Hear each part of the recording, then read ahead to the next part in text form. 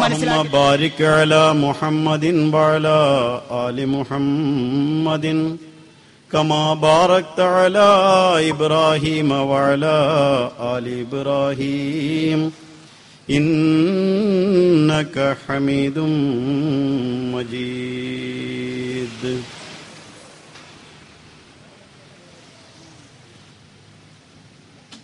ബഹുമാന്യനായ മൗലവി മുഹമ്മദ് ഇസ്മായിൽ സാഹിബ്, സ്നേഹവും ബഹുമാനമുള്ള സഹോദരങ്ങളെ, അസ്സലാമു അലൈക്കും വറഹ്മത്തുള്ളാഹി വബറകാതുഹു. അഹ്മദിയ മുസ്ലിം ജമാഅത്തിന്റെ വന്യസ്ഥാപകൻ ഹദ്റത്ത് മിർസ ഗുലാം അഹമ്മദ് അലൈഹിസ്സലാമിന്റെ വാദം താൻ അള്ളാഹുവിനാൽ നിയോഗിക്കപ്പെട്ട ആളാണെന്നാണ്.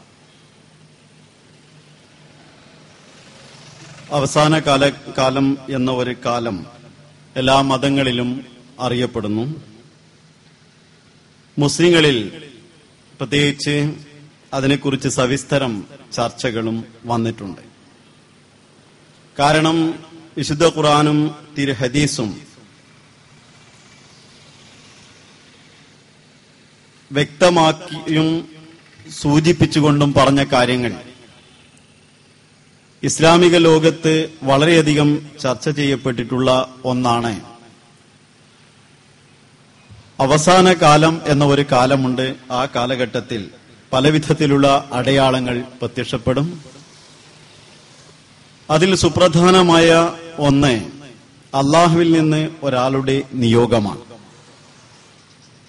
അത് മഹ്ദി ഇമാമിന്റെ ആവിർഭാവമെന്നും വാഗ്ദത്ത മസീഹിന്റെ ആഗമനമെന്നും രണ്ട് തരത്തിലും വ്യാഖ്യാനിക്കപ്പെട്ടിട്ടുണ്ട്. ഈ കാലഘട്ടത്തെ മുഹമ്മദ് മുസ്തഫ സല്ലല്ലാഹു അലൈഹി വസല്ലം തങ്ങൾ വിശദീകരിക്കുമ്പോൾ ആ കാലഘട്ടത്തെക്കുറിച്ച് പറഞ്ഞത്, അതിനുശേഷം ആ കാലഘട്ടത്തിൽ വരുന്ന ആളെക്കുറിച്ച് പറഞ്ഞത്, അതേപോലെ തന്നെ ആ ആളുടെ വാദങ്ങളെക്കുറിച്ച് പ്രവാചകൻ സല്ലല്ലാഹു അലൈഹി വസല്ലം വിശുദ്ധ ഖുർആനും വിശദീകരിച്ചത്, അങ്ങനെ ഒരാൾ വന്നാൽ അവരുമായി അദ്ദേഹത്തെ സത്യവാനാണോ അസത്യവാനാണോ എന്ന് തിരിച്ചറിയുവാനുള്ള മാനദണ്ഡങ്ങൾ ഏത് എന്നെല്ലാം ഒരു മുസ്ലിമിനെ സംബന്ധിച്ചിടത്തോളം വിശുദ്ധ ഖുർആനും തിരു ഹദീസുകളും അവന് പകൽ വെളിച്ചം പോലെ വ്യക്തമാകുന്ന വിധത്തിൽ അവന് മനസ്സിലാക്കാവുന്ന നിലയിലാണ് ഉള്ളത്. ഇന്നിവിടെ ചർച്ച ചെയ്യപ്പെടുന്ന വിഷയം അഹ്മദിയ ജമാഅത്തിന്റെ സ്ഥാപകരുടെ സത്യസാക്ഷ്യം എന്നാണ്. അദ്ദേഹത്തിന്റെ വാദം ഈ കാലഘട്ടത്തിലേക്ക് മഹ്ദിയും മസീഹുമായി താൻ അള്ളാഹുവിനാൽ നിയോഗിതനായിരിക്കുന്നു എന്നാണ്. ഞാൻ ഈ വിഷയം ഇവിടെ അവതരിപ്പിക്കുമ്പോൾ ഇവിടെ നിന്ന് ഏകദേശം 5 കിലോമീറ്റർ അകലെ അഹ്മദിയ മുസ്ലിം ജമാഅത്തിനെ കുറിച്ചും ഉള്ള പ്രഭാഷണങ്ങളും അതിന്റെ ഖണ്ഡന പ്രസംഗങ്ങളും കേട്ട പലരും എന്റെ ഈ ശബ്ദം ശ്രവിക്കുന്നുണ്ടായിരിക്കും. കൂടാളിയിൽ വെച്ച് അഹ്മദിയ മുസ്ലിം ജമാഅത്തിനെ കുറിച്ചുള്ള ഖണ്ഡന പ്രസംഗങ്ങളും അതിനെതിരെയുള്ള മണ്ഡന പ്രസംഗങ്ങളും 1-2 തവണ നടന്നു കഴിഞ്ഞിട്ടുണ്ട്. അതിൽ ശ്രോതാക്കളായിട്ടുള്ള പലരും എന്റെ ഈ ഭാഷണം കേൾക്കുന്നു എന്ന കാരണത്താൽ അതിനെ കൂടെ പരിഗണിച്ചുകൊണ്ടാണ് ഞാൻ എന്റെ വിഷയം ഇവിടെ അവതരിപ്പിക്കുവാൻ ഉദ്ദേശിക്കുന്നത്. ഈ കാലഘട്ടത്തെക്കുറിച്ച് നാം പര്യാലോചിക്കുമ്പോൾ ഇന്ന് നാം കാണുന്ന മുസ്ലിങ്ങളുടെ ദുസ്ഥിതിയും ശോച്യാവസ്ഥയും സംബന്ധിച്ച് വിശുദ്ധ ഖുർആനിലും തിരു ഹദീസുകളിലും എന്ത് പറഞ്ഞിട്ടുണ്ട് എന്ന കാര്യം നാം ആലോചിക്കേണ്ടതുണ്ട്. ഹദീസുകളിൽ വളരെ വ്യക്തമായിട്ട് അതിന്റെ ഒരു പടം തന്നെ എടുത്ത് വരച്ചു കാണിക്കപ്പെട്ടിരിക്കുന്നു. പ്രവാചകൻ സല്ലല്ലാഹു അലൈഹി വസല്ലം തങ്ങൾ പറഞ്ഞു, യഅതി അലന്നാസി സമാനുൻ ലാ യബ്ഖാ മിനൽ ഇസ്ലാമി ഇല്ലാ ഇസ്മുഹു വലാ യബ്ഖാ മിനൽ ഖുർആനി ഇല്ലാ റസ്മുഹു മസാജിദുഹും ആമിറത്തുൻ വഹിയ ഖറാബുൻ മിനൽ ഹുദാ ഉലമാഉഹും ശർറു മൻ തഹത അദീമിസ് സമാ മിൻ ഇൻദി ഫീഹിം തഊദ്. ജനങ്ങളിൽ ഒരു കാലം വരാനിരിക്കുന്നു, അന്ന് ഇസ്ലാമിൽ അതിന്റെ പേര് മാത്രം അവശേഷിക്കുന്നതാണ്. ഇസ്ലാം എന്ന പദത്തിനർത്ഥം സമാധാനമുണ്ടാക്കുക അതിനുവേണ്ടി തന്നെ സമർപ്പണം ചെയ്യുക, അതിനുവേണ്ടി അള്ളാഹു തന്നോട് പറഞ്ഞിട്ടുള്ള സകല കൽപ്പനകളും അനുസരിച്ച് ജീവിക്കുക എന്നാണ്. ആ ഇസ്ലാം അതിന്റെ യഥാർത്ഥ അർത്ഥത്തിൽ ഇന്ന് നിലകൊള്ളുന്നില്ല. ചുരുങ്ങിയ പക്ഷം അതിന്റെ വക്താക്കൾ അതനുസരിച്ചല്ല നടക്കുന്നത് എന്ന് മുസ്ലിങ്ങളിലുള്ള കക്ഷികളുടെ സാന്നിധ്യം തെളിയിക്കുന്നു. കാരണം യഥാർത്ഥ ഇസ്ലാമിലാണ് എല്ലാവരും ഉള്ളതെങ്കിൽ പല കക്ഷികളായി പിരിഞ്ഞ് ഇസ്ലാമിനെ പ്രബോധിക്കേണ്ട ആവശ്യമില്ല. യഥാർത്ഥ ഇസ്ലാം എന്ന് പറയുമ്പോൾ കേരളക്കരയിലുള്ള മുസ്ലിങ്ങളെ മാത്രം നാം എടുക്കുകയാണെങ്കിൽ ലാ ഇലാഹ ഇല്ലല്ലാഹ് എന്ന തൗഹീദിൽ തന്നെയാണ് മുസ്ലിങ്ങൾ പരസ്പരം ഭിന്നിച്ചു നിൽക്കുന്നത്. ഒരു ഭാഗത്ത് മരിച്ചു പോയ മഹാത്മാക്കളെ വിളിക്കുകയോ അവരോടെന്തെങ്കിലും ആവശ്യങ്ങൾ അവർ മുഖേന നിവർത്തിക്കാൻ വേണ്ടി അർത്ഥിക്കുകയോ ചെയ്യുകയാണെങ്കിൽ അത് തൗഹീദിന് വിരുദ്ധമാണെന്ന് ഒരു വിഭാഗം പറയുന്നുവെങ്കിൽ അതാണ് യഥാർത്ഥമായ സ്വച്ഛ തൗഹീദ് എന്ന് മറ്റൊരു വിഭാഗം പറയുന്നു. ഇത് രണ്ടുമല്ലാതെ മറ്റു ചില കാര്യങ്ങൾ കൂടി, പ്രത്യേകിച്ച് ഭരണ സംവിധാനം കൂടെ ഉൾപ്പെട്ടെങ്കിൽ മാത്രമേ യഥാർത്ഥത്തിലുള്ള ഇസ്ലാമിന്റെ പ്രബോധനം നടത്തുവാൻ സാധിക്കുകയുള്ളൂ എന്നും ഇസ്ലാം നമ്മുടെ കർമ്മസരണിയിൽ അപ്പോൾ മാത്രമേ കൊണ്ടുവരാൻ സാധിക്കുകയുള്ളൂ എന്നും മറ്റൊരു വിഭാഗം പറയുന്നു. അതേസമയം ഇതൊന്നും അല്ല, മറിച്ച് നമസ്കാരം, നോമ്പ് ഇത്യാദി കാര്യങ്ങളിലേക്ക് മനുഷ്യരെ ക്ഷണിക്കുകയും ആത്മസംസ്കരണത്തിന്റെ മാർഗങ്ങൾ തേടിയെടുക്കുകയും ചെയ്യൽ മാത്രമാണ് ഇന്ന് ഇസ്ലാമിന്റെ പുനരുദ്ധാരണത്തിനുള്ള മാർഗമെന്നും തൗഹീദിന്റെ സംസ്ഥാപനത്തിനുള്ള വഴിയെന്നും മറ്റൊരു വിഭാഗം വാദിക്കുന്നു. ചുരുക്കത്തിൽ ഇന്ന് നാം കാണുന്നത് ലാ ഇലാഹ ഇല്ലല്ലാഹ് എന്നതിന്റെ അർത്ഥത്തിലുള്ള വ്യത്യാസത്തിൽ, അതിന്റെ വ്യാഖ്യാനങ്ങളിൽ, അതിന്റെ ഇന്റർപ്രിറ്റേഷനിലാണ് മുസ്ലിം കക്ഷികൾ പല കക്ഷികളായി പിരിഞ്ഞിട്ടുള്ള എന്ന കാര്യത്തിൽ തർക്കമില്ല. പിന്നീട് കക്ഷി പ്രതികക്ഷികളായി പിരിയുമ്പോഴും അപ്രകാരം തന്നെയുള്ള വിഷയങ്ങളാണ് വീണ്ടും പൊതുജനമധ്യയിൽ വന്നിട്ടുള്ളത് എന്നതും നിസ്തർക്കമാണ്. അപ്പൊ ഇസ്ലാം എന്ന് പറഞ്ഞാൽ ഒരാൾ മുസ്ലിം എന്ന് പറയുകയാണെങ്കിൽ അതേ സമയത്ത് അവർ മുസ്ലിം അല്ല എന്നുള്ള ഫത്വകൾ പലതും നാം കാണുന്നുമുണ്ട്. പരസ്പരം കുഫ്ർ ഫത്വകൾ ചെയ്യപ്പെടാത്ത ഒരു മുസ്ലിം കക്ഷിയും ലോകത്തില്ല. അപ്പൊ യഥാർത്ഥത്തിലുള്ള ഇസ്ലാം ഏത് എന്ന കാര്യം നാം വീണ്ടും ആലോചിക്കേണ്ടിയിരിക്കുന്നു. വിശുദ്ധ ഖുർആൻ പറയുന്നു, ബലാ മൻ അസ്ലമ വജ്ഹഹു ലില്ലാഹി വഹുവ മുഹ്സിനുൻ ഫലഹു അജ്റുഹു ഇൻദ റബ്ബി വലാ ഖൗഫുൻ അലൈഹിം വലാ ഹും യഹ്സനൂൻ. ബലാ, നിങ്ങൾ ശ്രദ്ധിച്ച് കേൾക്കുക. മൻ അസ്ലമ വജ്ഹഹു ലില്ലാഹി, തന്റെ മുഖത്തെ അല്ലാഹുവിന് വേണ്ടി തിരിച്ചവൻ, യഥാർത്ഥത്തിൽ ഇസ്ലാം സ്വീകരിച്ചവൻ, തന്റെ മുഴു ശ്രദ്ധയും ഇസ്ലാമിന് വേണ്ടി തിരിച്ചിട്ടുള്ള ആളെ, വഹുവ മുഹ്സിനുൻ, അവനവന്റെ വാങ്ങുമാത്രമായ വിശ്വാസത്തിൽ മാത്രം, അവന്റെ വാക്കാലുള്ള വിശ്വാസത്തിൽ മാത്രം നിലകൊള്ളാതെ കർമ്മപഥത്തിൽ കൂടി അവൻ മുഹ്സിനായി മാറുന്നു. അവൻ അള്ളാഹുവിനെ കാണുന്നു എന്ന നിലയിൽ ഇവിടെ ജീവിക്കുന്നവനാണ്. ചുരുങ്ങിയ പക്ഷം അള്ളാഹു തന്നെ കാണുന്നു എന്ന നിലയിൽ ജീവിക്കുന്നവനാണ്. അങ്ങനെ മുഹ്സിനായിട്ടുള്ള ആൾക്ക് ഫലഹു അജ്റുഹു ഇൻദ റബ്ബിഹി ഫലാ ഖൗഫുൻ അലൈഹിം വലാ ഹും യഹ്സനൂൻ, അവന്റെ റബ്ബിൽ നിന്നുള്ള പ്രതിഫലം അവന് ലഭിച്ചുകൊണ്ടിരിക്കും. അവന് ഭാവി കാര്യങ്ങളെക്കുറിച്ച് ഭയപ്പെടേണ്ടതോ കഴിഞ്ഞ കാര്യങ്ങളെക്കുറിച്ച് ദുഃഖിക്കേണ്ടതോ ആയ ആവശ്യമില്ല. അഥവാ തികച്ചും സമാധാന സമ്പൂർണമായ ഒരു ജീവിതത്തിലായിരിക്കും അവൻ നിലകൊള്ളുന്നത്. ലോകത്ത് മുസ്ലിങ്ങളെ നാം നോക്കുമ്പോൾ ആ സമാധാനമായ അവസ്ഥയിലാണോ മുസ്ലിങ്ങൾ നിലകൊള്ളുന്നത് എന്ന് പരിശോധിക്കേണ്ടതുണ്ട്. അവിടെ നാം കാണുന്ന മറ്റു ചില കാര്യങ്ങൾ കൂടിയുണ്ട്. ആ സമാധാനത്തിലുള്ള സമുദായത്തെക്കുറിച്ച് വിശുദ്ധ ഖുർആൻ പറയുന്നത്, ലൻ യജ്അല അല്ലാഹു ലിൽ കാഫിരീന അലൽ മുഅ്മിനീന സബീല, സത്യനിഷേധികൾക്ക്, സത്യവിശ്വാസികളുടെ മേൽ വിജയത്തിന്റെ യാതൊരു മാർഗവും അല്ലാഹു കാണിച്ചു കൊടുക്കുകയില്ല എന്നാണ്. അൻതുമുൽ അലൗന ഇൻ കുൻതും മുഅ്മിനീൻ, നിങ്ങൾ മുഅ്മിനീങ്ങളാണെങ്കിൽ നിങ്ങൾ തന്നെയാണ് സകലരിലും ജേതാക്കളെന്നും വിശുദ്ധ ഖുർആൻ പറയുന്നു. വകാന ഹഖ്ഖൻ അലൈനാ നസ്റുൽ മുഅ്മിനീൻ, സത്യവിശ്വാസികളെ സഹായിക്കുക എന്നുള്ളത് നമ്മുടെ ബാധ്യതയാണെന്ന് വിശുദ്ധ ഖുർആൻ പറയുന്നു. സത്യനിഷേധികൾക്കെതിരിൽ വിജയമാർഗങ്ങൾ കാണിച്ചു കൊടുക്കപ്പെടുന്ന മുസ്ലിം സമൂഹം, അള്ളാഹുവിന്റെ സഹായം അള്ളാഹു സ്വയം ബാധ്യതയായി ഏറ്റെടുക്കപ്പെട്ട സമൂഹം, സർവരെയും അതിജയിച്ചു നിൽക്കുന്ന സമൂഹം, ഇതാണ് മുസ്ലിങ്ങളെ കുറിച്ച്, മുഅ്മിനീങ്ങളെ കുറിച്ച് വിശുദ്ധ ഖുർആൻ നൽകുന്ന ഒരു വിവരണം. ത്തിലുള്ള ഒരു സമൂഹത്തെ വാർത്തെടുത്ത പ്രവാചകനെ സംബോധന ചെയ്തുകൊണ്ട് വിശുദ്ധ ഖുർആൻ പറയുന്നു, നീ പ്രഖ്യാപിക്കുക, ഇന്ന ഹാദാ സിറാത്തി മുസ്തഖീമ, ഇതാണ് എന്റെ നേരായ മാർഗം, ഫത്തബിഉഹു, നിങ്ങൾ അതിനെ പിൻപറ്റുക, വലാ തത്തബിഉ സുബുല, ഭിന്ന മാർഗങ്ങളെ നിങ്ങൾ പിൻപറ്റരുത്.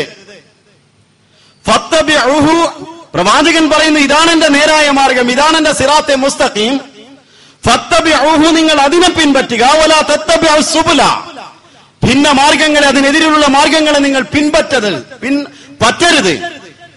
അങ്ങനെയാണെങ്കിൽ ഫതഫറഖ ബികും അൻ സബീലിഹി, നിങ്ങൾ അള്ളാഹുവിന്റെ മാർഗത്തിൽ നിന്ന്, അവന്റെ മാർഗത്തിൽ നിന്ന് വ്യതിചലിച്ച് ഫിർഖകളായി മാറും, നിങ്ങൾ കക്ഷി പ്രതികക്ഷികളായി മാറുമെന്ന് പ്രവാചകൻ സല്ലല്ലാഹു അലൈഹി വസല്ലം പറയുന്നു. പറയാൻ വേണ്ടി വിശുദ്ധ ഖുർആൻ കൽപ്പിച്ചത് എടുത്തു പറയുന്നു. എന്നാൽ ഇന്ന് നാം കാണുന്നത്, ഇന്നല്ലദീന ഫറഖൂ ദീനഹും വകാനൂ ശിഅൻ വലസ്ത മിൻഹും ഫീ ഷൈഇൻ, തങ്ങളുടെ ദീനിനെ ഛിന്ന ഭിന്നമാക്കിയ ആളുകൾ, തങ്ങളുടെ ദീനിനെ കക്ഷി പ്രതികക്ഷികളാക്കിയ മാറ്റിയ ആളുകൾ, വകാനൂ ശിഅ, അവർ പല കക്ഷികളായി മാറി, ലസ്ത മിൻഹും ഫീ ഷൈഇൻ, നിനക്കവരുമായിട്ട് യാതൊരു ബന്ധവുമില്ല എന്ന് പ്രവാചകൻ സല്ലല്ലാഹു അലൈഹി വസല്ലമയോട് അള്ളാഹു പറയുന്നു. മുഹമ്മദ് മുസ്തഫ സല്ലല്ലാഹു അലൈഹി വസല്ലം ഇക്കാര്യം വളരെ രസകരമായി വിശദീകരിച്ചു. ഖൈറുൽ ഖുറൂനി ഖർനി സുമ്മല്ലദീന യലൂനഹും സുമ്മല്ലദീന യലൂനഹും, ഏറ്റവും ഉത്തമമായ നൂറ്റാണ്ട് എന്റെ നൂറ്റാണ്ടാണ്, അതിനുശേഷം അതിന്റെ അടുത്ത നൂറ്റാണ്ട്, അതിനുശേഷം അതിന്റെ അടുത്ത നൂറ്റാണ്ട്. സുമ്മ യഫ്ശുൽ കദിബ്, അതിനുശേഷം കളവ് വ്യാപിക്കും. ആ കാലഘട്ടത്തെ കുറിച്ച് പ്രവാചകൻ സല്ലല്ലാഹു അലൈഹി വസല്ലം പറഞ്ഞു, ലൈസു മിന്നി വലസ്തു മിൻഹും, ഞാൻ അവരിൽപ്പെട്ടവനല്ല, അവർ എന്നിൽപ്പെട്ടവരുമല്ല. അതുതന്നെയാണ് വിശുദ്ധ ഖുർആനും പറഞ്ഞത്, ലസ്ത മിൻഹും ഫീ ഷൈഇൻ, നിനക്ക് അവരുമായിട്ട് യാതൊരു ബന്ധവുമില്ല എന്ന്. അപ്പോൾ കക്ഷി പ്രതികക്ഷികളായി മാറുന്ന ഇസ്ലാമാണെന്ന് എവിടെ വിശുദ്ധ ഖുർആൻ കൊണ്ടോ തിരു ഹദീസുകൾ കൊണ്ടോ സ്ഥാപിക്കുവാൻ സാധ്യമല്ല. മറിച്ച് അന്നേരം എന്ത് ചെയ്യണമെന്ന് പ്രവാചകൻ സല്ലല്ലാഹു അലൈഹി വസല്ലം പറഞ്ഞ വിഷയങ്ങളിലേക്ക് നമുക്ക് കടക്കാം. അതിനു മുമ്പ് ഞാൻ തുടങ്ങി വെച്ച ഹദീസിലേക്ക് തിരിച്ചു വരട്ടെ. ലാ യബ്ഖാ മിനൽ ഇസ്ലാമി ഇല്ലാ ഇസ്മുഹു, ഇസ്ലാമിൽ അതിന്റെ പേര് മാത്രം അവശേഷിക്കുമെന്ന് പറഞ്ഞു. വലാ യബ്ഖാ മിനൽ ഖുർആനി ഇല്ലാ റസ്മുഹു, ഖുർആനിൽ അതിന്റെ ലിപികൾ മാത്രമേ അവശേഷിക്കുകയുള്ളൂ. ഖുർആൻ ഇന്ന് പല വിധത്തിലാണ് മനസ്സിലാക്കുന്നത്. ഖുർആന്റെ പേരിലാണ് എല്ലാ തർക്കങ്ങളും ഉണ്ടാകുന്നത്. ഖുർആനെ കുറിച്ച് മനസ്സിലാക്കുവാനുള്ള രീതി എന്തായിരിക്കണം എന്ന കാര്യത്തിലാണ് മുസ്ലിം കക്ഷികളിൽ തർക്കമുള്ളത്. ഹദീസുകളുടെ അടിസ്ഥാനത്തിലാണ്, ഹദീസുകൾ നിദാന നിരൂപണ ശാസ്ത്രത്തിന്റെ അടിസ്ഥാനത്തിലാണ് മനസ്സിലാക്കേണ്ടത്, അല്ലാതെ തഫ്സീറുകളുടെ അടിസ്ഥാനത്തിലാണ്. ആ ഹദീസുകളും ഖുർആനും പഠിച്ച ആളുകളാണ് തഫ്സീർ എഴുതിയിട്ടുള്ളത്. ആ തഫ്സീർ എഴുതിയിട്ടുള്ള നേർക്ക് നേരെ നിങ്ങൾ തഫ്സീർ മനസ്സിലാക്കാൻ സാധ്യമല്ല. തഫ്സീറിന്റെ ഭാഷ പഠിച്ച ആളുകൾ പറയുന്നതാണ് നിങ്ങൾ കേൾക്കേണ്ടത്. ഇതൊന്നും വേണ്ട, ഒരു അറബി ഭാഷയ്ക്കും ഖുർആൻ വ്യാഖ്യാനിക്കാമല്ലോ എന്ന് മറ്റൊരു കക്ഷി പറയുന്നു. അതേസമയത്ത് തഫ്സീറും ഹദീസും മറ്റൊന്നും തന്നെ വേണ്ട, ഖുർആൻ മാത്രം മതി എന്ന് മറ്റൊരു വിഭാഗം പറയുന്നു. അപ്പൊ ഖുർആനിൽ അതിന്റെ ലിപികൾ മാത്രം അവശേഷിച്ചു എന്നതിന് മറ്റു വിധത്തിൽ ഈ പറയുന്ന കക്ഷികളൊക്കെ തന്നെ തങ്ങളുടെ സാക്ഷ്യങ്ങളും നൽകുന്നു. പറയുകയാണ്, വിശുദ്ധ ഖുർആനിൽ പല ആയത്തുകളും ദുർബലപ്പെട്ട ആയത്തുകളുണ്ട് എന്ന്. അഹ്ലുൽ ഖുർആനികൾ പോലും ചേകന്നൂർ എഴുതിയിട്ടുള്ള പുസ്തകത്തിൽ പോലും അനന്തരം അത്തരത്തിലുള്ള കൽപ്പനയെ ദുർബലപ്പെടുത്തുന്ന വേറൊരു ആയത്ത് വന്നിട്ടില്ല എന്ന് എഴുതിയിട്ടുണ്ട്, നമസ്കാരം എന്ന മാസ്റ്റർ പീസിൽ തന്നെ. അതേപോലെ തന്നെ ഖുർആനിൽ ആയത്തുകൾ ദുർബലപ്പെട്ടതില്ല എന്ന് പറഞ്ഞാൽ, മൻസൂഖാകപ്പെട്ട കാലഹരണപ്പെട്ട ആയത്തുകൾ ഇല്ല എന്ന് പറയുകയാണെങ്കിൽ ഇന്ന ഇന്ന ആയത്തുകൾക്ക് എന്താണ് പിന്നെ വ്യാഖ്യാനമെന്ന് മുജാഹിദ് പ്രസ്ഥാനക്ക് അവിഭക്ത മുജാഹിദുകൾ പ്രസിദ്ധീകരിച്ചിട്ടുള്ള തഫ്സീറുൽ ഖുർആന്റെ ആമുഖത്തിൽ തന്നെ ആയത്തുകൾ കുറിപ്പിട്ടുകൊണ്ട് എടുത്തു പറയുന്നു. മൻസൂഖ്, നാസിഖും മൻസൂഖും ഉണ്ടോ എന്ന കാര്യത്തിൽ അഹ്ലുസുന്നത്തി വൽ ജമാഅത്തിന് യാതൊരു വിധത്തിലുള്ള തർക്കവുമില്ല എന്ന് ചെമ്മാട് നിന്ന് പ്രസിദ്ധീകരിച്ചിട്ടുള്ള ഖുർആനിക് ഡൈജസ്റ്റ് എന്ന പേരിൽ ഒരു പുസ്തകത്തിൽ വളരെ വ്യക്തമായിട്ട് നാസിഖിന്റെയും മൻസൂഖിന്റെയും അവസ്ഥ വിവരിച്ചുകൊണ്ട് ഖുർആനിൽ മൻസൂഖുകൾ ഉണ്ട് എന്നവിടെ സമർത്ഥിക്കുകയാണ് ചെയ്യുന്നത്. മൻസൂഖ് എന്ന് പറയുമ്പോൾ നാം ഓതുന്ന ആയത്തുകൾ അതിന്റെ അധ്യാപനങ്ങളിൽ നിന്ന് നിലവിലില്ലാത്തത്, അതേപോലെ തന്നെ അധ്യാപനങ്ങൾ നിലവിലുള്ളത് എന്നാൽ ഇന്ന് ആയത്ത് ഖുർആനിൽ ഇല്ലാത്തത്. രണ്ട് ടൈപ്പുണ്ട്.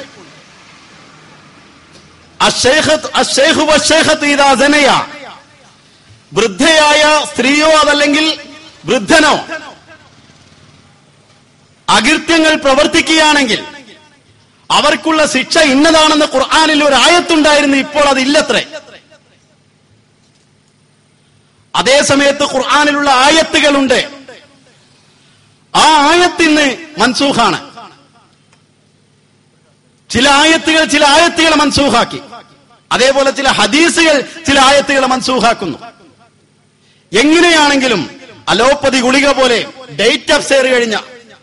ഡേറ്റ് കഴിഞ്ഞിട്ടുള്ള ഗുളികകളെ പോലെ ഖുർആനിൽ ചില ആയത്തുകൾ, ദുർബലപ്പെട്ട ആയത്തുകൾ ഉണ്ട് എന്നാണ് മുസ്ലിം കക്ഷികൾ അഖിലവും പ്രസ്ഥാനപരമായിട്ട് വിശ്വസിക്കുന്നത്.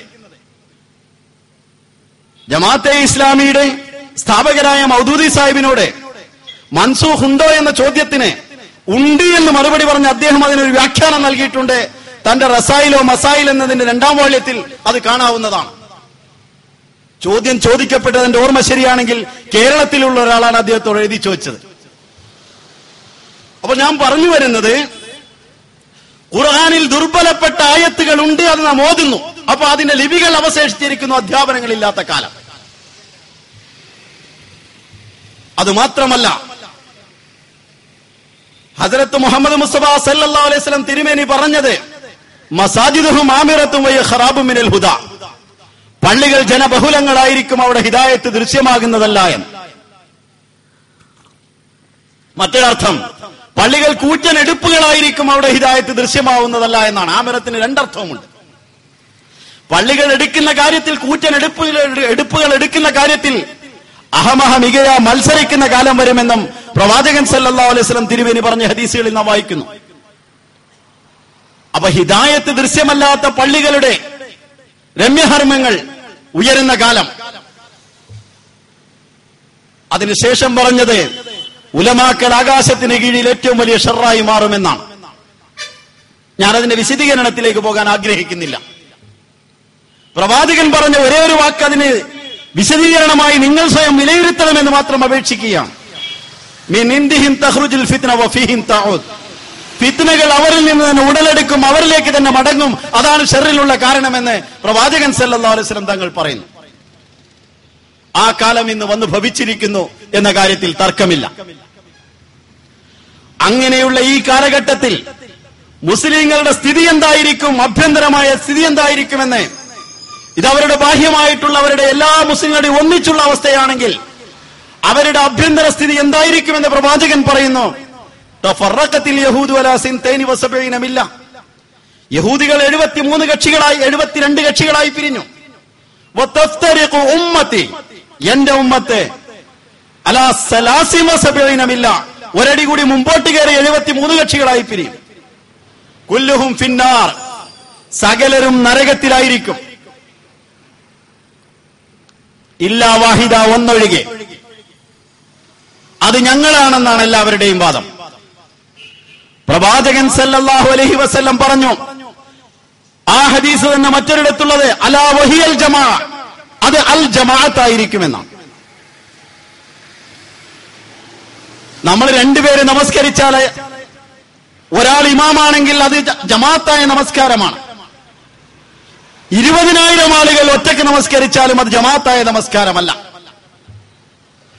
ജമാഅത്ത് എന്ന് പറയണമെങ്കിൽ അതിന് ഇമാം ഉണ്ടായിരിക്കണം. അങ്ങനെ ലോകാടിസ്ഥാനത്തിൽ ഇസ്ലാമിന് ഒരു ഇമാം ഉണ്ടായിരിക്കണം എന്ന കാര്യത്തിൽ തർക്കമുണ്ടോ ആർക്കെങ്കിലും? അതില്ലെങ്കിൽ മറ്റു മതസ്ഥരും മുസ്ലിങ്ങളും തമ്മിലുള്ള വ്യത്യാസം എന്താണ്?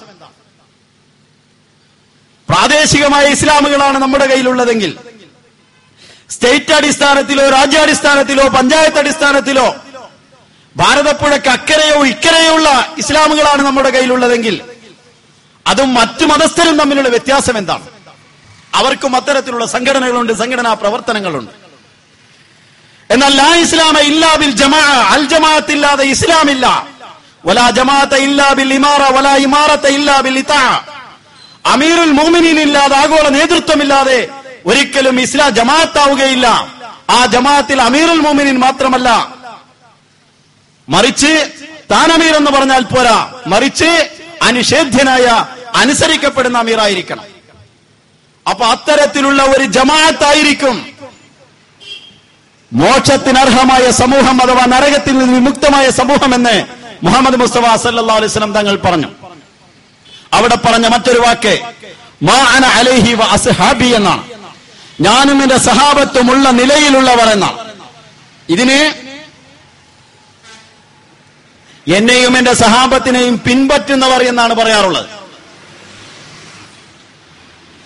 റസൂലുള്ളാഹി സല്ലല്ലാഹു അലൈഹി വസല്ലം അറബി അറിയാത്ത ആളല്ല. ജവാമിഉൽ കലിമിന്റെ നാഥനാണ് അദ്ദേഹം. എക്സ്പ്ലാൻഡഡ് ലാംഗ്വേജ്, വളരെ ചെറിയ വാക്കുകളിൽ വളരെ വിപുലമായ കാര്യങ്ങൾ ഉൾക്കൊള്ളിച്ചുകൊണ്ട് സംസാരിക്കുന്ന ഒരു സവിശേഷതയാണ് നബി തിരുമേനിക്ക് ലഭിച്ചിരുന്നത്. 6 സവിശേഷതകളിൽ പ്രധാനമായിട്ടുള്ളതൊന്നെന്ന് നബി തിരുമേനി സല്ലല്ലാഹു അലൈഹി വസല്ലം തങ്ങൾ പറഞ്ഞതാണ്. എന്നെയും എന്റെ സഹാബത്തിനെയും പിൻപറ്റുന്നവർ എന്ന് പറയുന്നതിന് പകരം മാ അന അലൈഹി വ അസ്ഹാബി, ഞാനും എന്റെ സഹാബത്തും ഉള്ള നിലയിലുള്ളവർ എന്നാണ് പറഞ്ഞത്. അപ്പൊ സഹാബത്തിനെ പോലുള്ള ആളുകൾ എവിടെയുണ്ട് എന്ന് മാത്രം ആലോചിച്ചാൽ മതി. അതിനുശേഷം പ്രവാചകനെ പോലുള്ള ആളുകൾ എവിടെയുണ്ട് എന്ന് കാര്യം ആലോചിച്ചാൽ മതി. അതല്ലാതെ സഹാബത്തിനെ പിൻപറ്റുന്നവർ എന്ന് പറഞ്ഞാൽ ആ 72 കക്ഷികൾക്കുമുള്ള ഒരേ ഗുണം തന്നെയാണത്. ആരും സഹാബത്തിനെ പിൻപറ്റാത്തവരില്ല ഏതെങ്കിലും ഒരു കാര്യത്തിൽ. അസ്ഹാബിക്കൻ നുജൂമി ഫബിഅയ്യിഹിം മുഖ്തദൈതും ഇഹ്തദൈതും. പ്രവാചകന്റെ സഹാബത്ത് നക്ഷത്രങ്ങൾക്ക് സമാനമാണ്. അവരാര് പിൻപറ്റുന്നുവോ അവർ ഹിദായത്തിലാകുമെന്ന് പ്രവാചകന്റെ വചനങ്ങളാണ്. ആ സഹാബത്തിനെ പിൻപറ്റിയത് കൊണ്ട് സഹാബത്ത് ഉള്ള നിലയിലാവും. പക്ഷേ അങ്ങനെ പിൻപറ്റിയവരെന്നല്ല പ്രവാചകൻ പറഞ്ഞത്, ആ സഹാബത്തുള്ള നിലയിൽ എന്നാണ് പറഞ്ഞത്.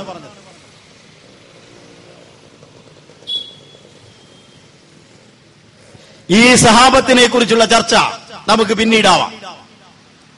അപ്പൊ 72 കക്ഷികൾ ഒരു ഭാഗത്ത്, ഒരു കക്ഷി മറുഭാഗത്ത്. ബുഖാരിയിൽ വന്ന മറ്റൊരു ഹദീസിന്റെ അടിസ്ഥാനത്തിൽ ഇക്കാര്യം വീക്ഷിക്കേണ്ടതുണ്ട്. നബി തിരുമേനി സല്ലല്ലാഹു അലൈഹി വസല്ലം ഇസ്ലാമിന് സംഭവിക്കുന്ന വൻ വിപത്തുകളെ കുറിച്ച് പ്രവചിക്കുമ്പോൾ ഹുസൈഫ ബിൻ യമാൻ റളിയല്ലാഹു തആല അൻഹു ചോദിക്കുകയാണ്, അങ്ങനെ കക്ഷി പ്രതികക്ഷികളായി പിരിയുന്ന ആ ഷർറ് വരുമ്പോൾ ഫമാ തഅമുറുനി നദ്റക്തു ദാലിക്. വളരെ നീണ്ട ഒരു ഹദീസാണ്, അതിന്റെ അവസാന ഭാഗമാണ് ഞാൻ പറയുന്നത്.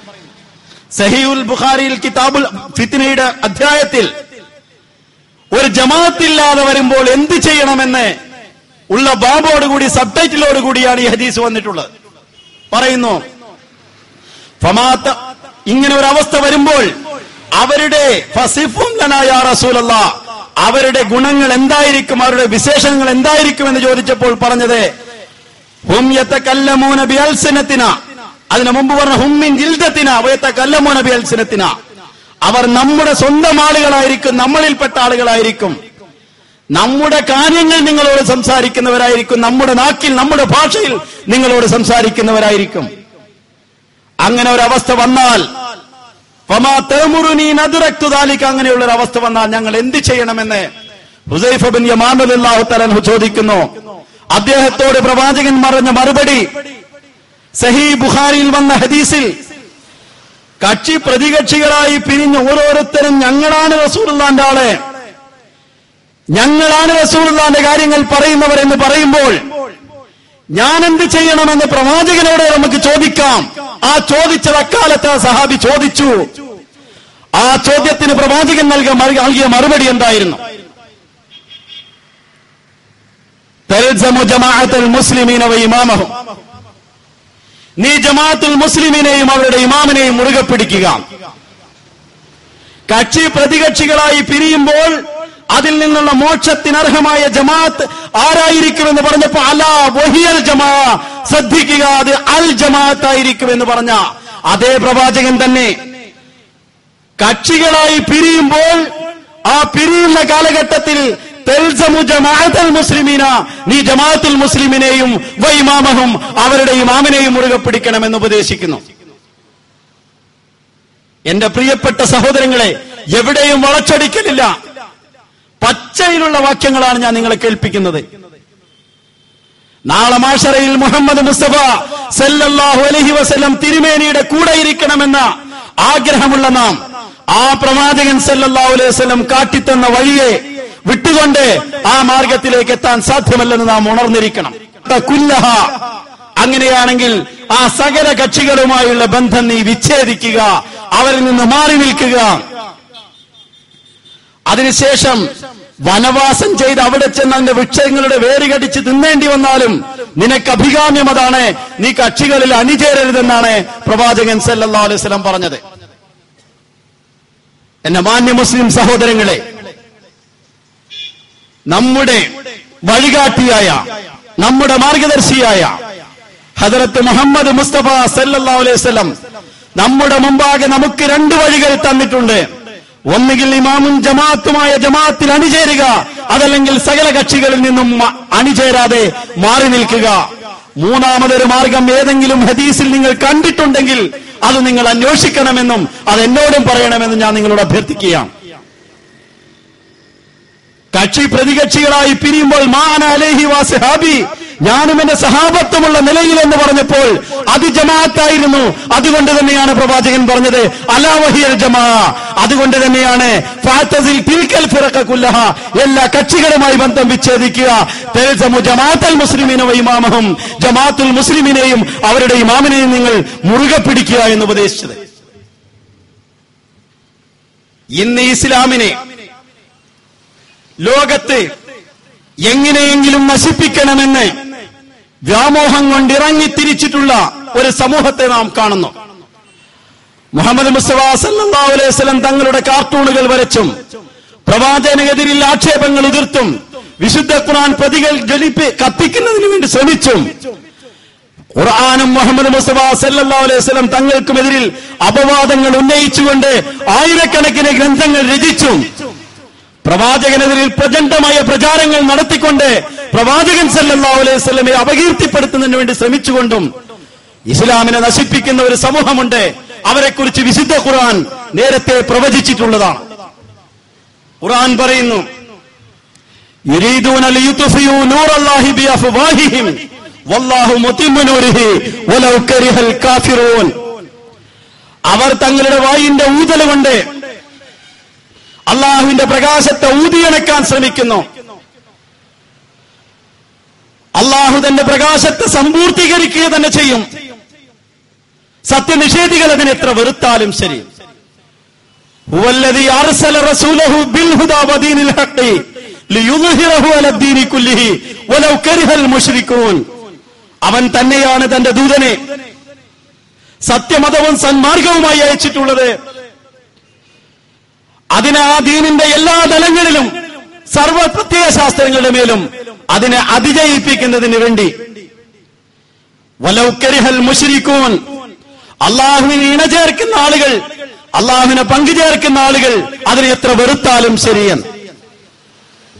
അപ്പൊ വായിന്റെ ഊത്തുകൊണ്ട് ഇസ്ലാമിനെ ഊതിയണക്കുവാൻ ശ്രമിക്കുന്നുവെങ്കിൽ അള്ളാഹു നൂറുസമാവാതി വൽ അർള്, അല്ലാഹു ആകാശഭൂമികളുടെ പ്രകാശമായ ആ പ്രകാശത്തിന് സാധാരണക്കാരന് മനസ്സിലാകുന്ന ഉദാഹരണമായി ഉദാഹരിച്ച മസലു നൂരിഹി കമിഷ്കാത്തിൻ എന്ന് പറഞ്ഞ മുഹമ്മദ് മുസ്തഫ സല്ലല്ലാഹു അലൈഹി വസല്ലം ആകുന്ന നൂറ്, ആ പ്രകാശത്തെ ഊതിയണക്കാൻ ശ്രമിക്കുന്നവരോട് വാൺ ചെയ്തുകൊണ്ട് വിശുദ്ധ ഖുർആൻ പറയുന്നു, അവന്റെ പ്രവാചകൻ അയച്ചവൻ അവനാണ്, സത്യമതവും സന്മാർഗവുമായിക്കൊണ്ട് അതിനെ സകല പ്രത്യയ ശാസ്ത്രങ്ങളുടെ മേലും അതിനെ അതിജയിപ്പിക്കുക തന്നെ ചെയ്യുമെന്ന്.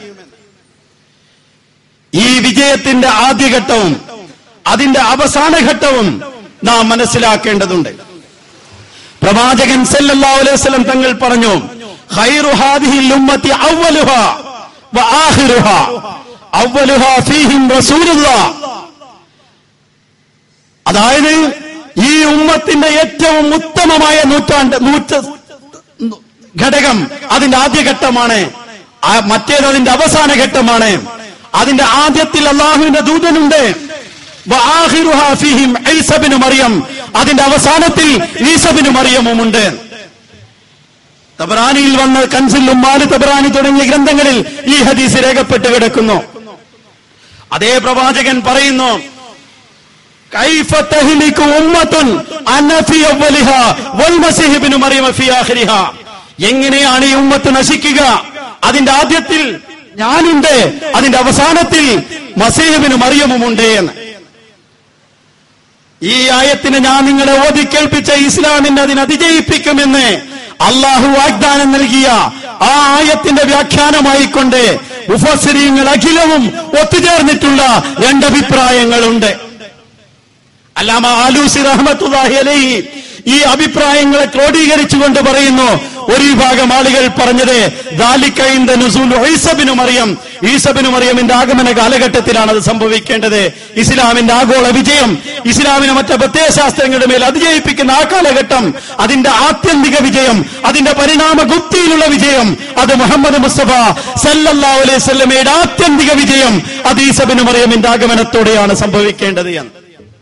വദാലിക ഇൻദ ഖുറൂജുൽ മഹ്ദി, മഹ്ദിയുടെ ആഗമന കാലഘട്ടത്തിലാണെന്നും മുഫസ്സിരീങ്ങൾ അഭിപ്രായപ്പെട്ടു.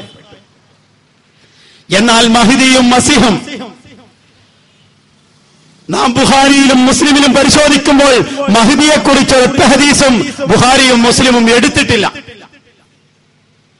മറ്റ് ഹദീസ് ഗ്രന്ഥങ്ങളിൽ മഹ്ദിയെക്കുറിച്ച് കാണുന്നു. ആ ഹദീസ് ഗ്രന്ഥങ്ങളിൽ തന്നെ നാം കാണുന്ന മറ്റൊരു യാഥാർത്ഥ്യം, ലൽ മഹ്ദിയില്ല ഈസ ഇബ്നു മറിയം, ഈസ ഇബ്നു മറിയമല്ലാതെ മറ്റൊരു മഹ്ദിയില്ല എന്നാണ് ഇബ്നു മാജ എന്ന സിഹാഉ സിത്തയുടെ കിതാബിൽ നാം ഇത് വായിക്കുന്നു. യൂഷിക്കും അന്നാശ മിൻകും യൽഖാ ഈസ ഇബ്നു മറിയമ ഇമാമൻ മഹ്ദിയൻ, നിങ്ങളിൽ നിന്ന് ജീവിച്ചിരിക്കുന്നവർ ഈസ ഇബ്നു മറിയമിനെ മഹ്ദി ഇമാമായി കാണുമാറാകുമെന്ന് മുസ്നദ് അഹ്മദ് ബിൻ ഹംബലിൽ വന്ന ഹദീസ് അബൂ ഹുറൈറ റളിയല്ലാഹു തആല അൻഹുവിന്റെ നിവേദനത്തോടു കൂടി നാം വായിക്കുന്നു. അപ്പൊ മഹ്ദിയും മസീഹുമായി ഒരാൾ വരുമ്പോൾ അപ്പോഴാണ് ഇസ്ലാമിന്റെ ആത്യന്തിക വിജയമെന്ന് മനസ്സിലാകുന്നു. ഇതല്ലാത്ത വേറെ എന്തെങ്കിലും ഒരു മാർഗം ഇസ്ലാമിന് ആഗോളതലത്തിൽ അതിജയിപ്പിക്കുന്നതിന് വേണ്ടിയോ വിജയിപ്പിക്കുന്നതിന് വേണ്ടിയോ പൂർവ്വകാല മുസ്ലിം പണ്ഡിതന്മാരോ അതല്ലെങ്കിൽ വിശുദ്ധ ഖുർആനിലോ തിരുഹദീസുകളിലോ നമുക്ക് യാതൊരു തെളിവും കാണാൻ സാധ്യമല്ല. അഹ്മദിയ മുസ്ലിം ജമാഅത്തിന്റെ എതിരാളികൾ പോലും വിശ്വസിക്കുന്നത് മസീഹ് ഇബ്നു മറിയമിന്റെ ആഗമനം റിസാലത്തിലുള്ള വിശ്വാസം എന്നാണ്.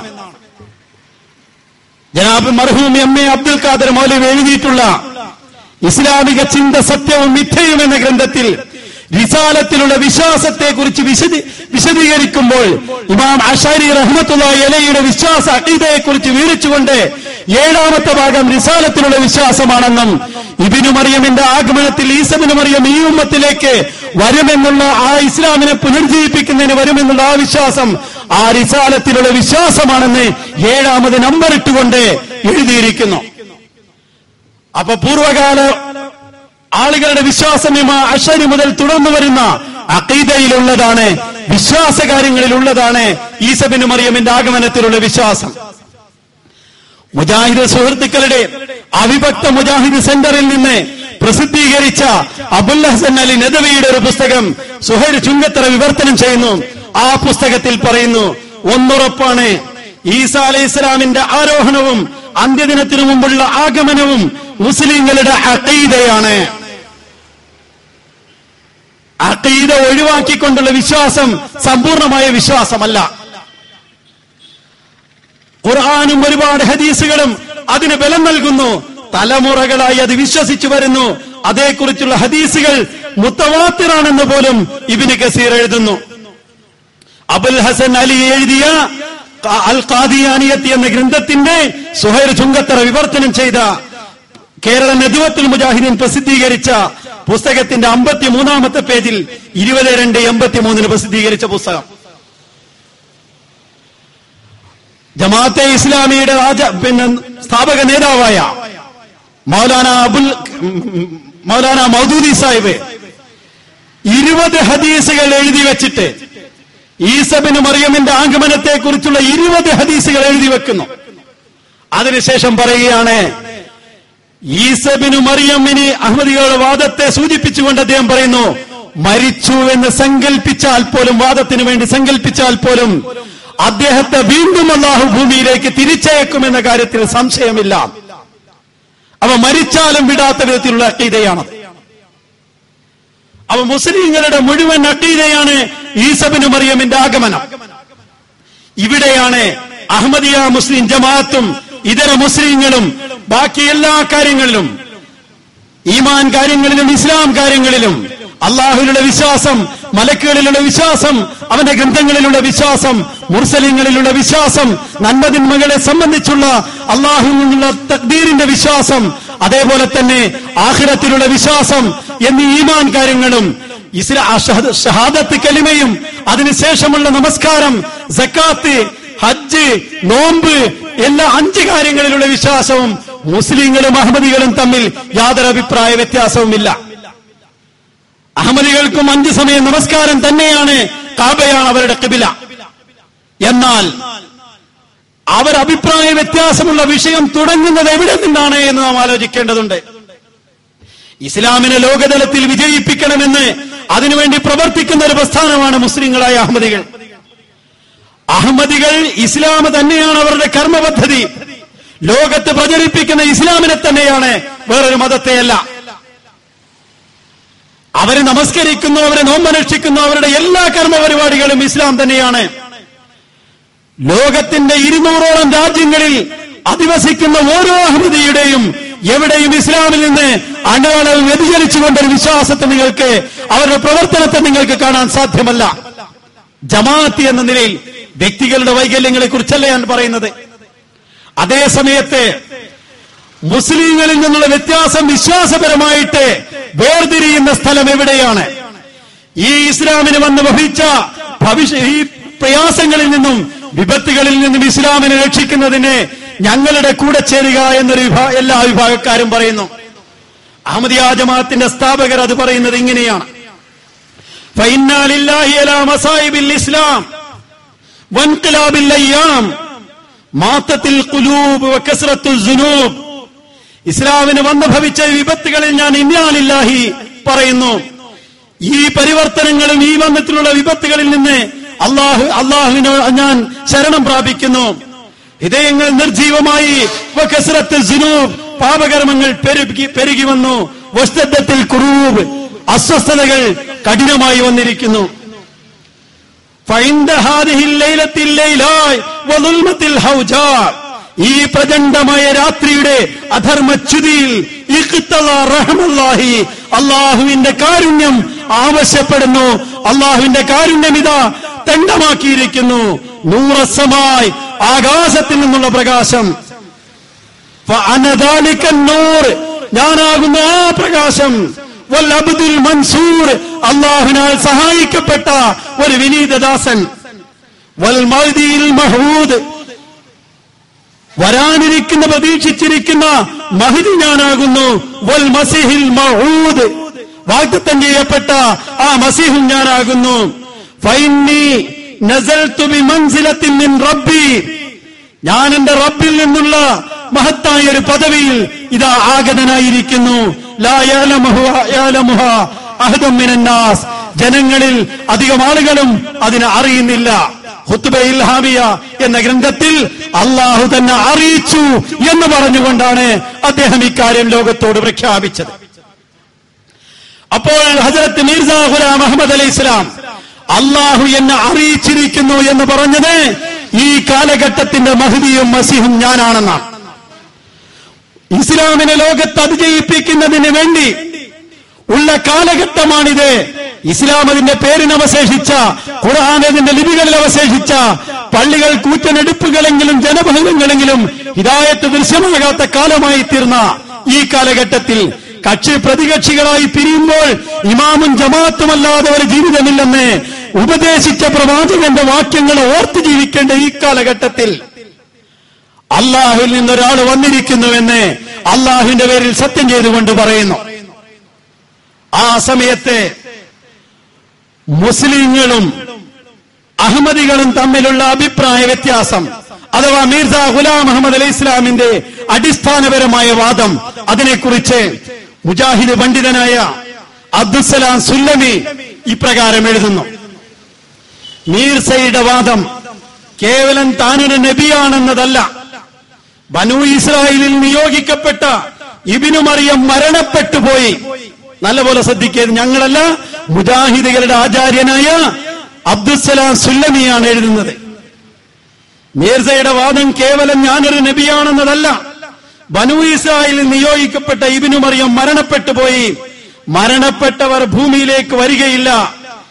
ഹദീസിന്റെ ഗ്രന്ഥങ്ങളിൽ ഇബ്നു മറിയം അലൈഹിസ്സലാം അന്ത്യദിനത്തിന്റെ അടയാളമായി വരുന്നതാണെന്ന് പ്രസ്താവിക്കുകയും ചെയ്യുന്നു. ആ ഇബ്നു മറിയമാണ് ഞാൻ. ഇതാണ് മീർസയുടെ അടിസ്ഥാനപരമായ വാദം. ഈ വാദത്തെ കണ്ടില്ലെന്ന രീതിയിലാണ് മിക്ക ഗ്രന്ഥങ്ങളുടെയും മറുപടി.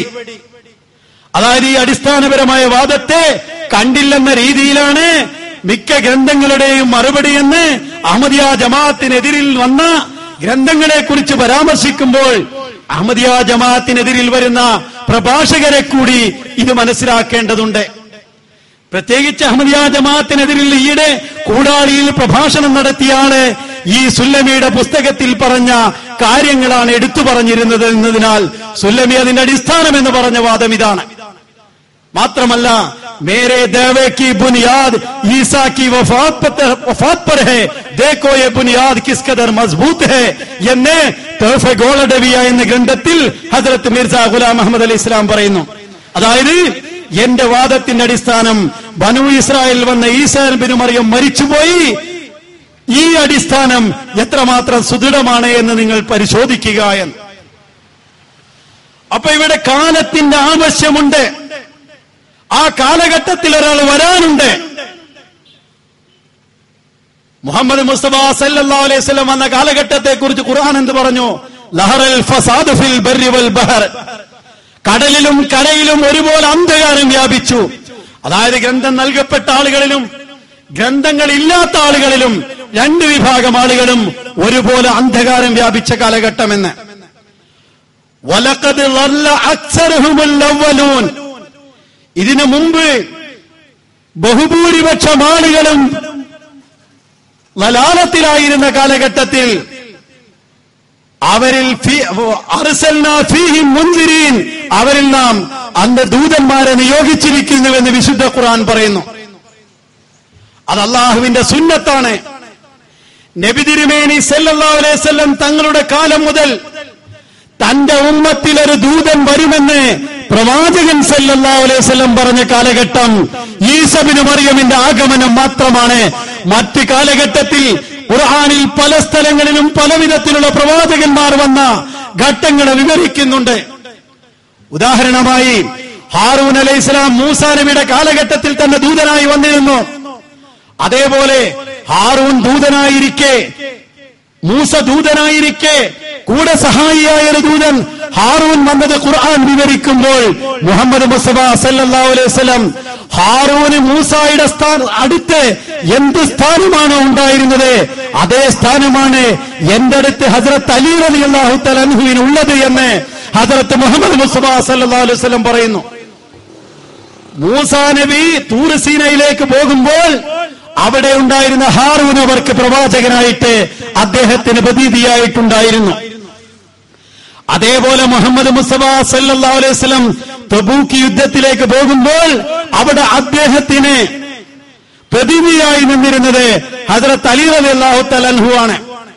അങ്ങനെ അലി അവിടെ പ്രതിനിധിയായി നിൽക്കുമ്പോൾ മുഹമ്മദ് മുസ്തഫ സല്ലല്ലാഹു അലൈഹി വസല്ലം വളരെ വ്യക്തമായി പറഞ്ഞു, നീ എന്റെ ശേഷം പ്രവാചകനല്ല എന്ന്.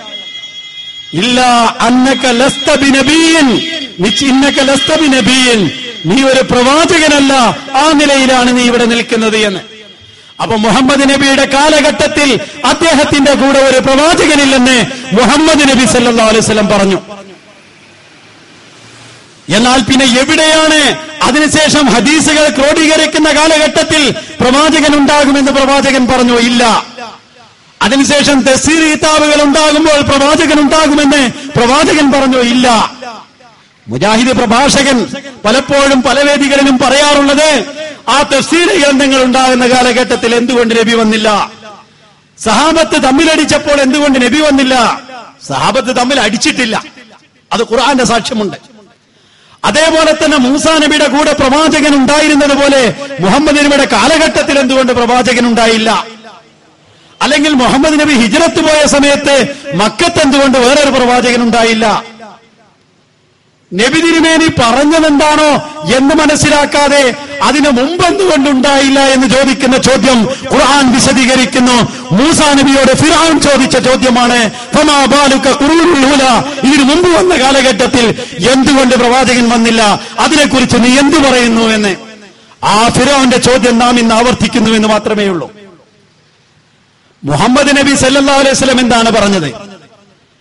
ലൈസ ബൈനി വ ബൈനഹു നബിയുൻ, എനിക്കും ഈസാ ഇബ്നു മറിയമിനും ഇടയിൽ പ്രവാചകനില്ല എന്ന്. പ്രവാചകൻ ഇല്ല എന്ന് പറഞ്ഞ കാലഘട്ടത്തിൽ പ്രവാചകൻ എന്തുകൊണ്ട് വന്നില്ല, അതുകൊണ്ട് ഇനിയും വരാൻ പാടില്ല. പ്രവാചകൻ വരുമെന്ന് പറഞ്ഞ ഘട്ടത്തിലും വരാൻ പാടില്ല. ഇത് തന്നെയാണ് ഫിർഔന്റെ ന്യായം. കൂടാളിയിലും കാസർഗോഡും അതേപോലെ പല സ്ഥലങ്ങളിലും ഒരു പ്രഭാഷകൻ മുജാഹിദിന്റെ പ്രഭാഷകൻ പറയുന്നതാണ്, പ്രവാചകന്റെ കാലഘട്ടത്തിൽ എന്തുകൊണ്ട് പ്രവാചകൻ വന്നില്ല, അതല്ലെങ്കിൽ അതിനുശേഷം ഇന്ന ഘട്ടങ്ങളിൽ എന്തുകൊണ്ട് വന്നില്ല, അന്ന് വന്നാൽ ഇന്നതാകുമായിരുന്നില്ലേ? ഇതൊക്കെ അഭിപ്രായങ്ങളാണ്. പ്രവാചകന്റെ അഭിപ്രായമാണ് അതിനുള്ള മറുപടി. അതായത് ലൈസ ബൈനി വ ബൈനഹു നബിയുൻ, എനിക്കും അദ്ദേഹത്തിനും ഇടയിൽ പ്രവാചകനില്ല, വരാനിരിക്കുന്ന മസീബിനും മറിയമിനും എനിക്കും ഇടയിൽ പ്രവാചകനില്ലെന്ന് മുഹമ്മദ് നബി പറയുമ്പോൾ അതിനു മുമ്പുള്ള കാലഘട്ടങ്ങളിൽ എന്തുകൊണ്ട് ആ കാലഘട്ടത്തിൽ പ്രവാചകനില്ല എന്ന് ചോദിച്ചാൽ ആ ചോദ്യം ഫിർഔന്റെ ചോദ്യമാണ്. ആ ചോദ്യം മൂസയോട് ചോദിച്ചതാണ് എന്ന് ഖുർആൻ പറയുമ്പോൾ ആ മൂസയുടെ സമുദായത്തോട് അനുവാദം അനുഗമിക്കുമെന്ന് പ്രവാചകൻ പറഞ്ഞ പ്രവചനം ആ ചോദിക്കുന്ന ആളിൽ പ്രത്യക്ഷരം പുലരുകയാണ് എന്ന കാര്യം കൂടി നാം മനസ്സിലാക്കേണ്ടതുണ്ട്. അപ്പം പ്രവാചകൻ വന്ന ആ കാലഘട്ടത്തിൽ എന്ത് പറഞ്ഞു? നബിയുല്ലാഹി ഈസ, അള്ളാഹുവിന്റെ പ്രവാചകനായ ഈസ വരും, അള്ളാഹുവിന്റെ പ്രവാചകനായ ഈസ വരും, പ്രവാചകനായ ഈസ വരുമെന്ന് 4 പ്രാവശ്യം ആവർത്തിച്ച് പറഞ്ഞത് സഹീഹ് മുസ്ലിമിൽ അബ്വാബുൽ ഫിത്നിൽ ബാബ് ഖുറൂജു ദജ്ജാലിൽ ആവർത്തിച്ച് പറഞ്ഞ ഹദീസാണിത്. ഹദീസ് നിദാന നിരൂപണ ശാസ്ത്രപ്രകാരം ഒരിക്കലും തള്ളാൻ കഴിയാത്ത, ഒരു സഹാബിയെക്കുറിച്ചും ഒരു ജുർഹും ചെയ്യപ്പെടാത്ത ഹദീസാണിത്. പ്രവാചകനായ ഈസ വരുമെന്ന്. ആ പ്രവാചകനായ ഈസയിലേക്ക് അള്ളാഹുവിന്റെ വഹി ഇറങ്ങുമെന്നും അതേ ഹദീസിൽ തന്നെയുണ്ട്. മുജാഹിദ് പ്രഭാഷകൻ പറഞ്ഞു, അങ്ങനെ വഹി ഇറങ്ങുമെന്ന് ഞങ്ങൾ അംഗീകരിക്കുന്നുവെന്ന്. പക്ഷേ അത് നുബുവത്തിന്റെ വഹിയല്ല. നുബുവത്ത് എന്നതുകൊണ്ട് മുഹമ്മദ് മുസ്തഫ സല്ലല്ലാഹു അലൈഹി വസല്ലം തങ്ങളുടെ നുബുവത്ത് പോലുള്ള നുബുവത്ത്, ശരീഅത്ത് പോലുള്ള ശരീഅത്ത് എന്നാണ് അദ്ദേഹം ഉദ്ദേശിച്ചതെങ്കിൽ ഹദ്റത്ത് മിർസാ ഗുലാം അഹ്മദ് അലൈഹി ഇസ്ലാമും ആവർത്തിച്ച് പറയുന്നത് നുബുവത്തിന്റെ ആ ശരീഅത്തിന്റെ ആ വഹീന് ഇറങ്ങുകയില്ല എന്നാണ്. അത് ഞങ്ങളും അംഗീകരിക്കുന്നു. വഹി ഒരു തരം